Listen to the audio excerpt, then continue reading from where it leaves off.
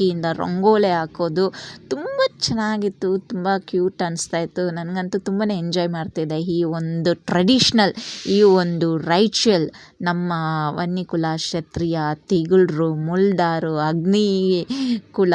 So ನಮ್ಮ caste ನೋಡಿ ಎಷ್ಟೊಂದು ಹೇಳಬೇಕು ಅನಿಸುತ್ತೆ. ಎಷ್ಟು ಉದ್ದ ಇದೆ ನಮ್ಮ ಕ್ಯಾಸ್ಟ್ ಹೆಸರು.